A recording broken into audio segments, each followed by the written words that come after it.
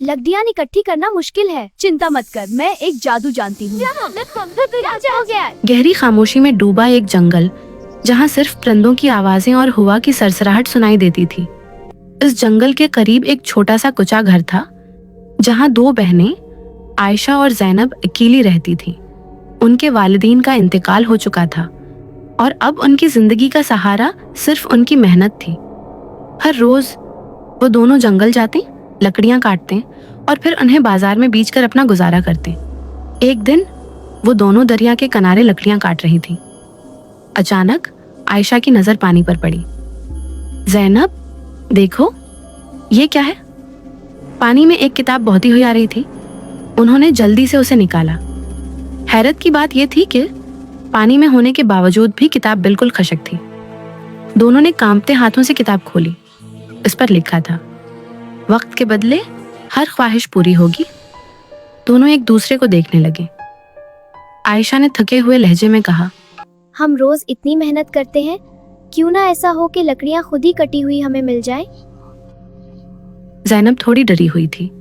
नहीं, कहीं हम किसी मुश्किल में न फंस जाएं। लेकिन फिर दोनों ने हिम्मत की और किताब के सामने कहा, हमें कटी हुई लकड़ियां मिल जाएं। अचानक उनके सामने लकड़ियों का ढेर नमूदार हो गया। दोनों खुशी से उछल पड़े। अब उनकी जिंदगी बदलने लगी। लकड़ियां खुद मिलने लगी, पैसा ज्यादा आने लगा। एक दिन थिकन से चोर होकर आयशा बोली, आज तो बहुत थक गई हो। काश ऐसा हो कि खाना खुद ही आ जाए। अचानक घर में खुशबू फैल गई।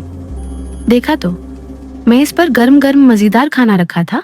अब ख्वाहिशें बढ़ने लगे। एक गधा हो जाए। काश हमारे पास एक गधा हो जाए। और फौरन एक गधा भी आ गया। काश हमारे पास ज़ेवरात हों और कीमती ज़ेवरात भी मिल गए।